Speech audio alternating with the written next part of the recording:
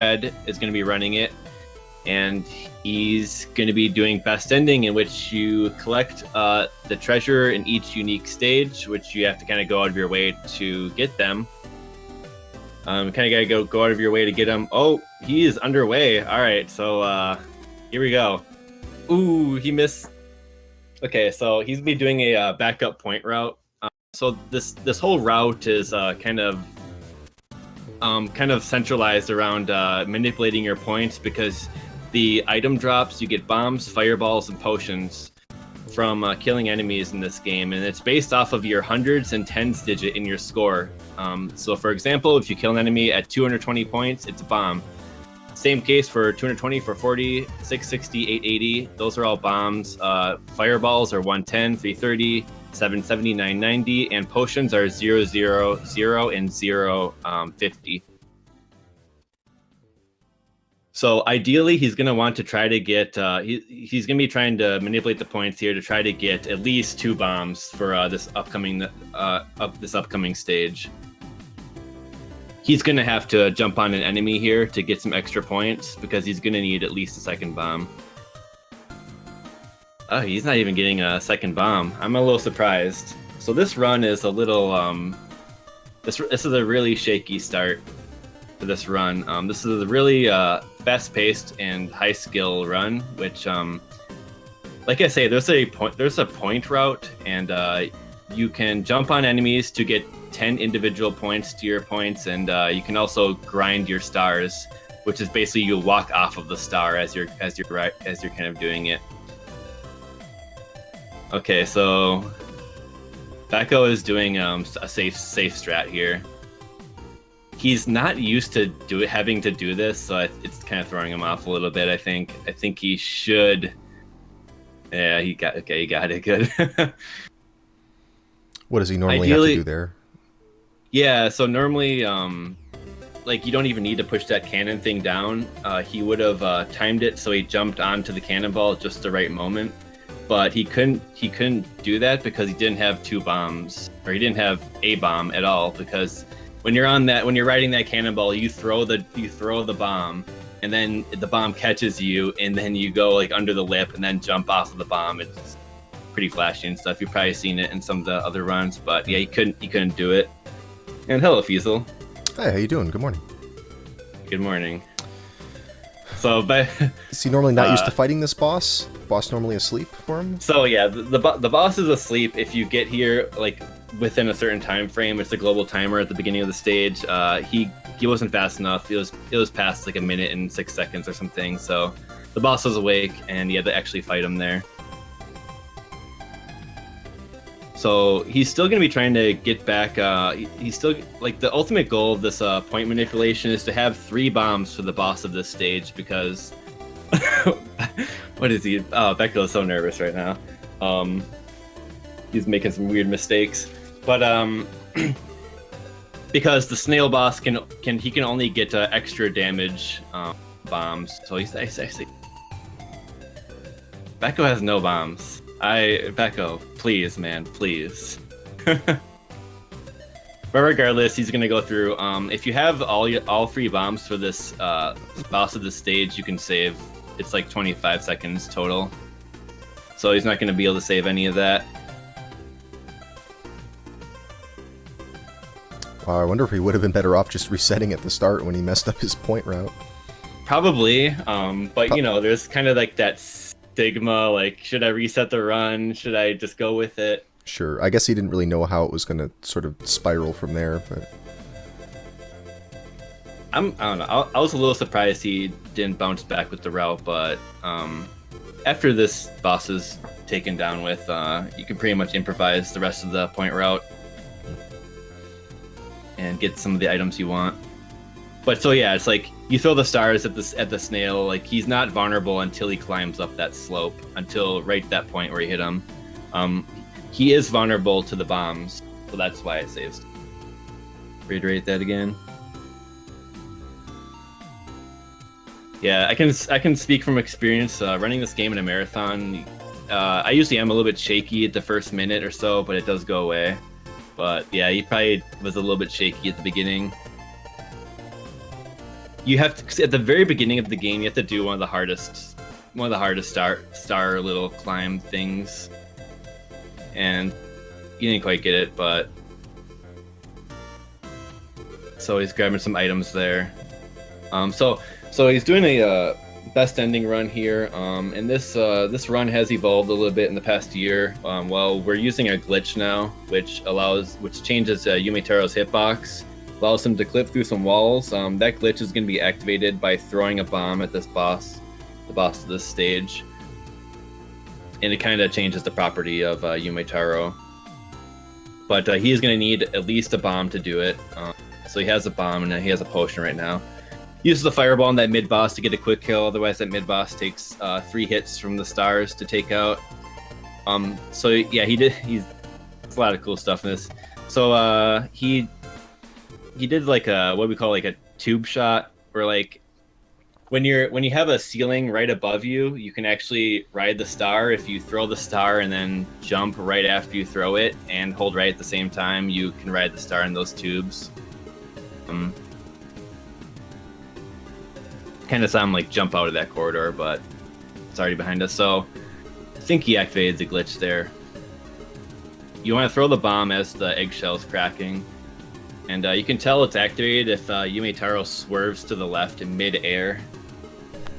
So we're gonna see if it is. Okay, so there you go. So he's clipped through the ceiling going to the right and did it again. He skipped like this whole minecart section that takes about 30 seconds by doing that. Did he have to go off the screen there to reset something? Yes. Yeah, okay. Yes, when he went off the screen, that activated a checkpoint. And that checkpoint is what he needs to advance in the stage, essentially. Well, like, he could go all the way back and not take this death there, but taking that death there is pretty much better to do. Like, it actually is faster to go all the way back, but you need to have really, really, really damn good execution, and you probably will fall in the water if you even try it. This boss here is probably one of the hardest ones in casual play, besides the final bosses. This is a tough one. He is, like, because you usually take like at least 2 hits of damage or something on the first phase, and then you're like, oh, how do I do this part? And then it just kind of does some really annoying stuff that is not, like, if you don't know the great strat to take it out, it's not intuitive, really. It's really annoying. Okay, so we get another advantage of the glitch that's active right now. He's gonna take damage from this little hamster thing. Oh, maybe he's gonna forego it. Yeah, because he messed it up. So he's gonna want to take damage against his hamster going down the slope, and this essentially pushes Yumetaro off screen. He's having a little difficulty with it. You have to time it so that Yumetaro's like kinda just going up just at the right moment. There you go. And that kind of screen wraps him to a later part of the stage that skips pretty much most of the stage, like 60. And then he moves on to collect the bonus item here.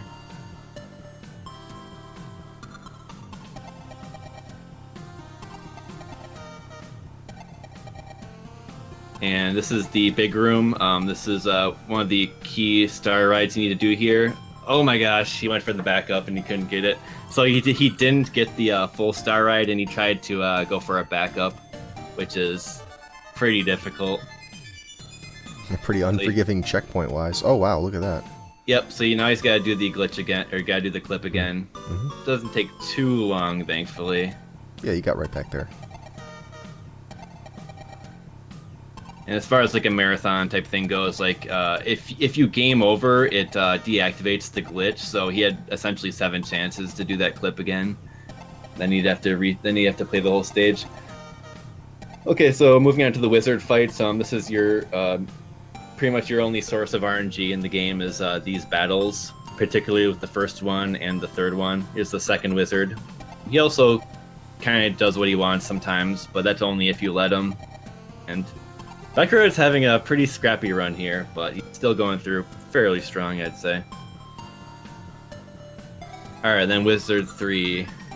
Okay, so when you get bubbled by this boss, you can't generate stars. The game has Oh, he's back. paused. What was that? Did he pause? He paused for some reason.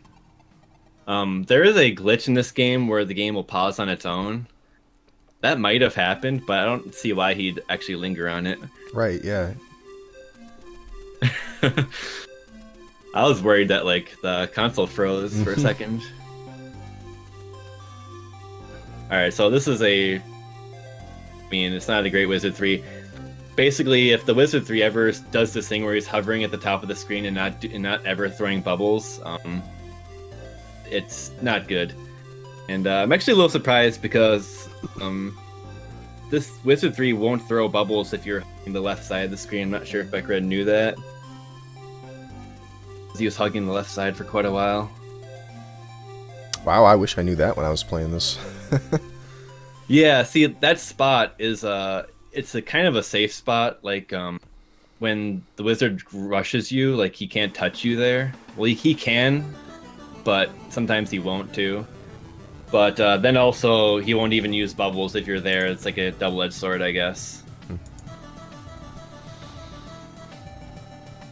Alright, so this stage here you only see if you collected all the stuff, right? Yeah, that's right. That's right. This is the unique best ending stage. Once you've reached here, even if you game over, you replay this stage. So, like you don't meet the qualifications. Like you meet the qualifications to unlock the stage. So, and then you can and all the continues in this the continues don't run out in this game either. You can always restart on the stage that you left off on. Okay, so let's see. There's one more star right here you could try to get. Didn't get the full one. You can actually get that star to land on the far platform and ride it all the way over. And all right, last boss. So you got a good RNG, so he gets the first 3 hits right away. It's hit on the second form, and that's gonna close it out. So it looks like he's gonna get about a 12, 17, or 18 here. Got a 12, 17.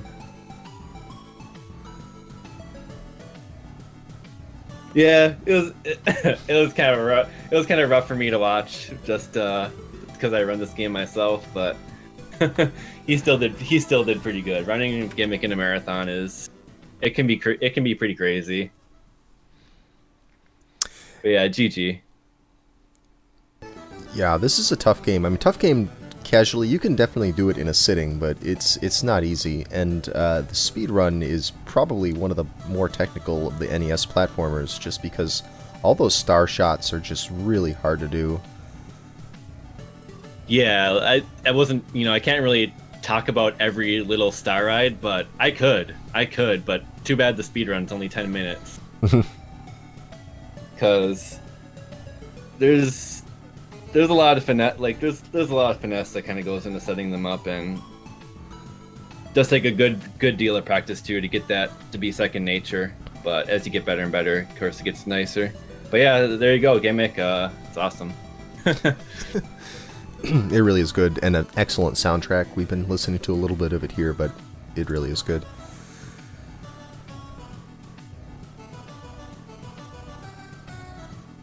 If you're looking for this game, you might also find it under Mr. Gimmick. It's just a different name in the European release versus the Japanese release. Yeah, that's right. Sven, part of our community, he you know of him, probably. He told me he played the Scandinavian version as a kid, growing up. I was like, wow, that's freaking awesome, because like, I feel like the game would have been pretty. It would have got. I mean, if it would have at least released in the States, it would have gotten some fanfare. But the other thing is, it was released so late on the NES in 1992. Like SNES games were being put out and such, so kind of fashionably late, I guess. Yeah, that's pretty much right at the end. I mean, they did. I think last NES release was like 1993 or 4 or something like that, but I think the most of them stopped entirely in 92. But he was saying he was very fond of it as a kid. Yeah, I bet that was that's an expensive card if you still have it. Yeah. Oh boy. Gimmick cartridges. They go for about $200 or something now, the originals. Yeah. You still have time until it's 500 and then 1,000, I guess. Who knows? So, Feasel, I don't mind sticking around a little bit longer if you, since the Sonic Adventure 2 thing happened. Sure. Yeah, I don't think we've got a game-specific commentator for this next game, so I guess you and I can figure it out together. Alright, yeah, sure. Sounds good. I guess they are going to return to Sonic, but it'll be after this next game. First they're going to do... Oh, shoot, where's the name of the game? It's we were trying to get a translation of this game. It didn't have an American release. Yeah, there it is. I think someone said SD Hero Battle. Yeah, but let's see if I can find it. It's something like SD Battle Destroy the Forces of Evil or something like that. And the game's up on screen now.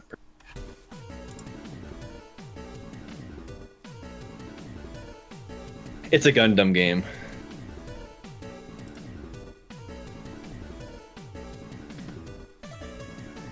Yeah, I know nothing about this. I don't think I've seen this before. Have you seen this game before? Never. Well, I mean, I looked up some videos because I was trying to figure out what this was, but it looks pretty interesting. Oh, yeah. I've never played this. Yeah, it looks decent already. When you get hit, I thought when you get hit, like the lightning flashes.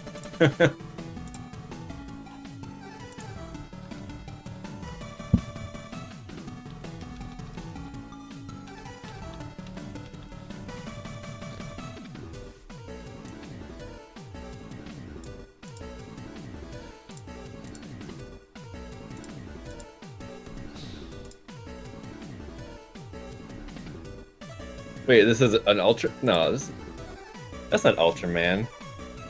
Is it? Oh, wait, this is an... Wait, yeah, that's like, those are some of the, like, monsters. Maybe... It's a crossover between Ultraman, Kamen Rider, and Gundam. Oh. Crazy. Well, there you go. Of course it's Ultraman. The sprites are so tiny.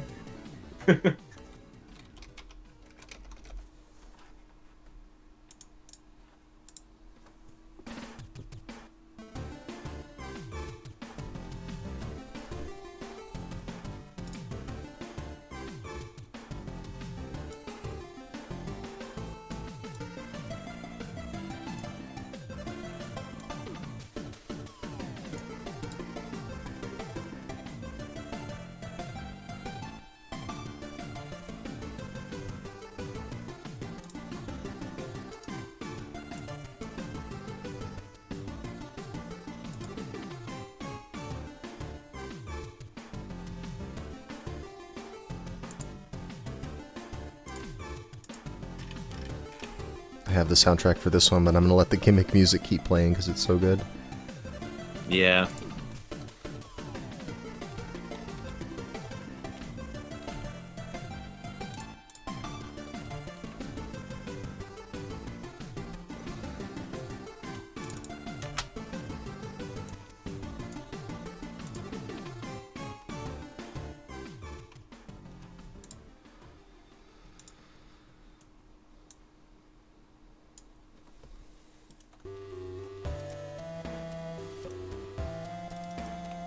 Yeah, that was my first time commenting the Gimmick run.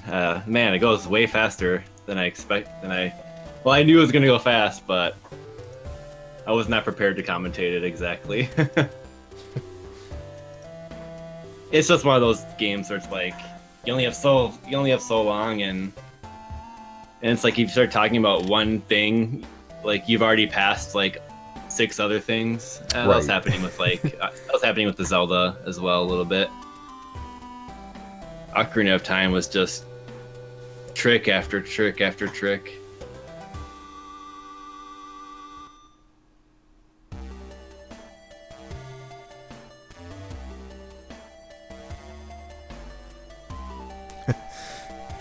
Yep, we'll give my uninformed commentary on this here.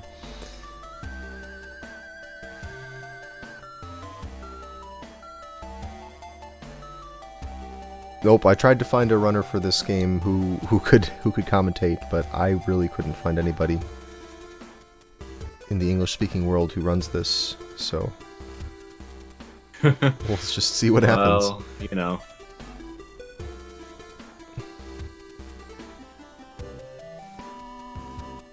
I mean, the run should speak for itself for the most part.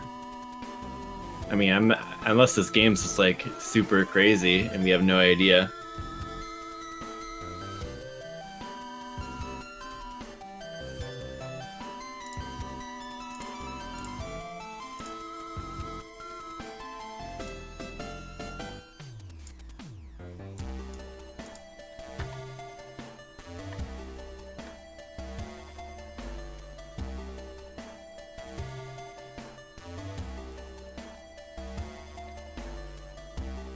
Well, the nice thing about clueless commentary is you get genuine hype for something you've never seen before.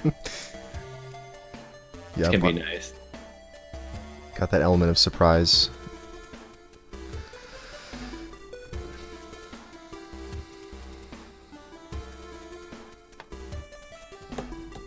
The dragon.